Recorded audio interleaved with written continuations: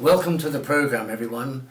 Now, at the beginning of this year, I went on a voyage unlike any other I'd ever been on before. Take a look at this.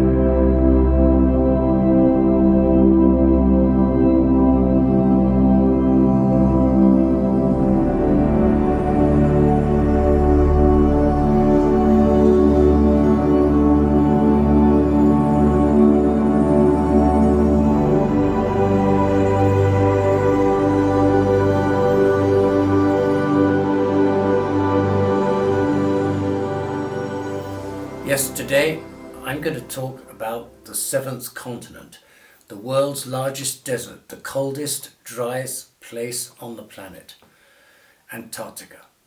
And if you've never been there, well, I'm going to try and give you an impression of what it's like to visit. And on the way, I'll throw in some of my thoughts about photographing in one of the world's most challenging and unique environments.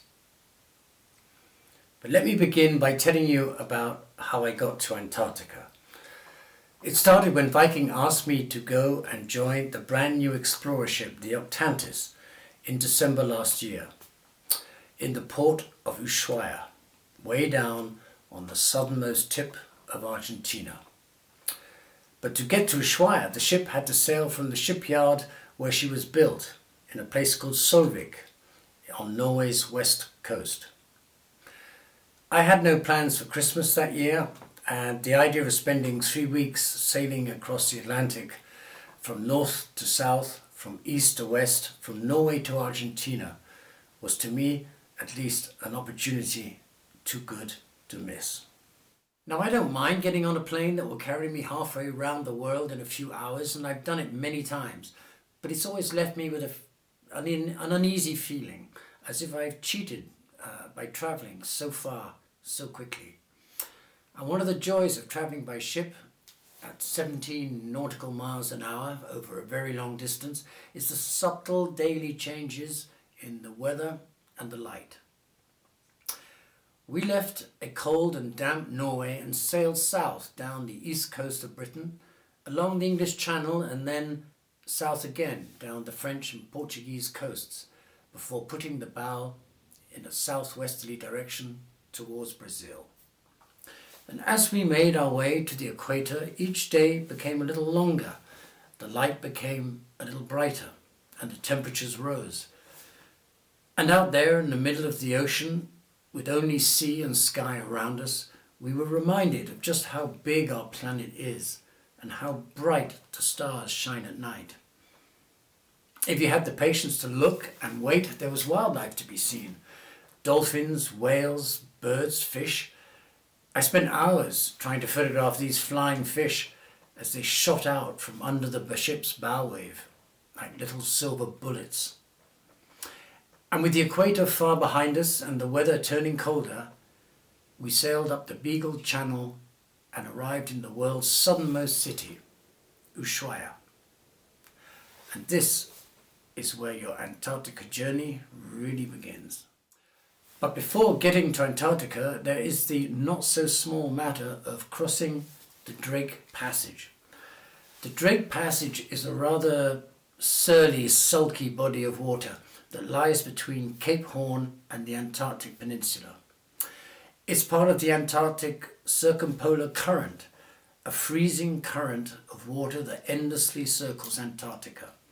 It's rough and it's cold, and if it walked into a bar, you wouldn't pick a fight with it. But don't let that put you off. I've crossed the Drake Passage 4 times now, and honestly, the ship's onboard stabilization systems efficiently dealt with the swell, and 36 hours after leaving Ushuaia, the wind dropped, the sky opened up, and we had our first glimpse of the pristine white mountains of Antarctica.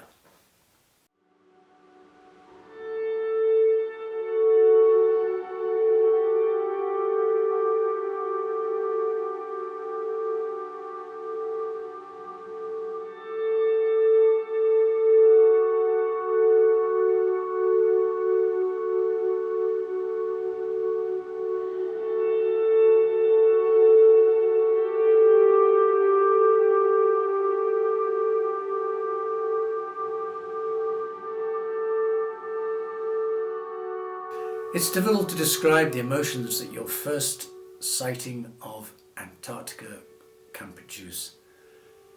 The ship became very quiet. Some people had tears on their cheeks, and we stood together silently on the foredeck, marvelling at this white expanse of landscape before us. This was nature unplugged, raw, majestic, untamed, and totally humbling us with its grandeur. The first iceberg silently ghosted past.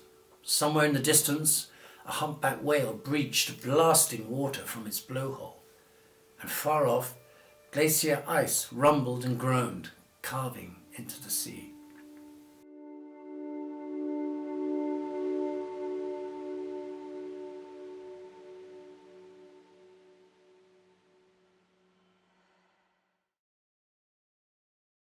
Let's talk a little bit about the wildlife, which for many people is one of the primary reasons for visiting Antarctica.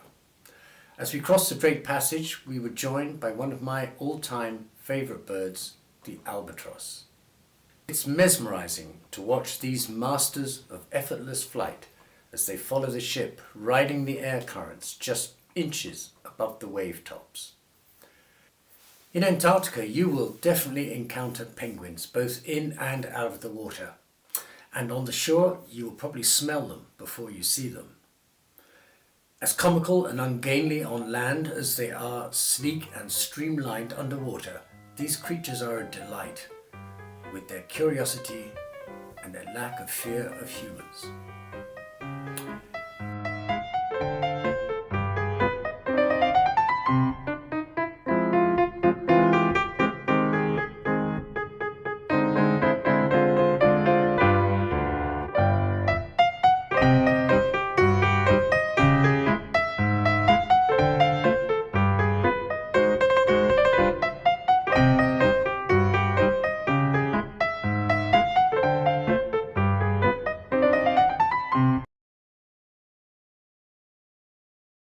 And lying up by the water's edge, groups of fat, sleepy southern elephant seals sprawled out like tired sumo wrestlers, rising occasionally to angrily bark and bellow at each other.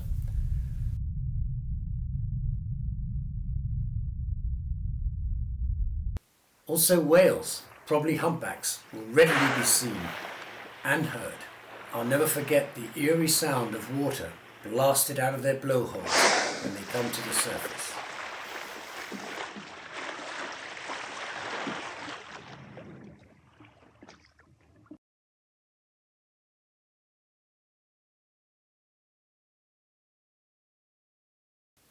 The light in Antarctica has a quality that I have never before experienced.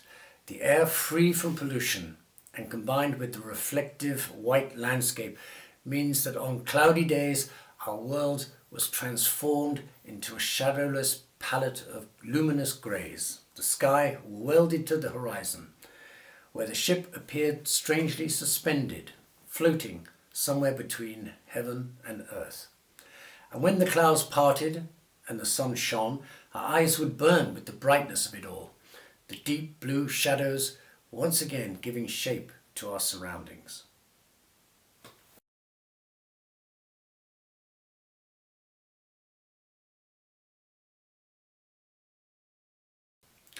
Photographing in Antarctica does come with its own set of challenges, and one of these is condensation.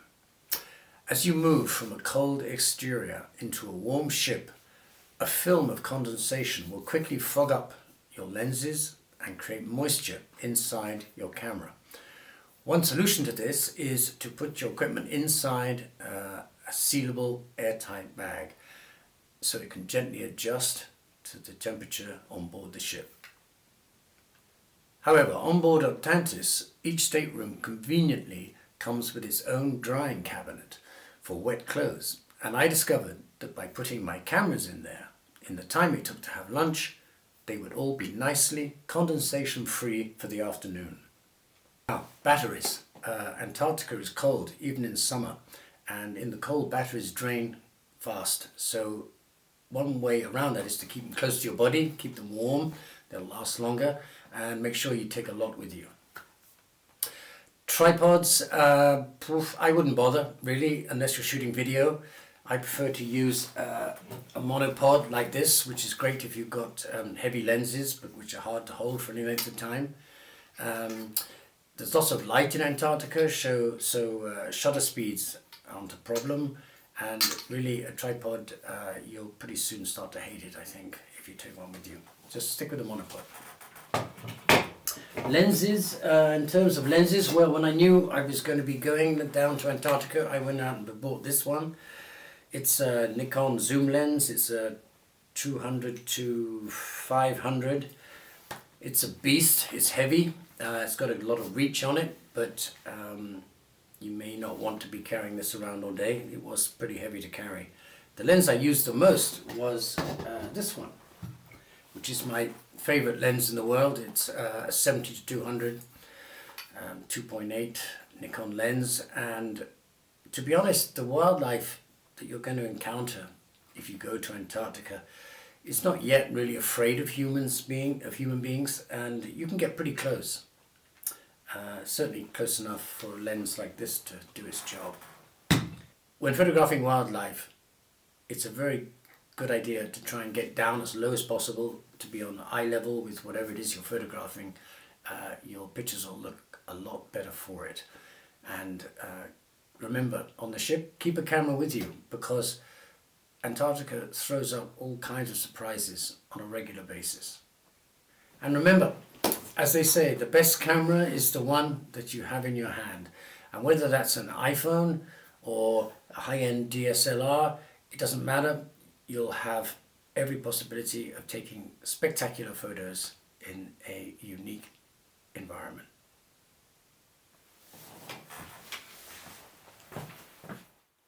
So, ladies and gentlemen, that's about it from me for today, and I hope I've perhaps inspired you a little bit to take the plunge and to head south and to visit the amazing continent of Antarctica. I had a wonderful time there, and I'm pretty confident that you will do too. So give it a try. And from me, until the next time on Viking TV, it's thank you again for watching, and goodbye.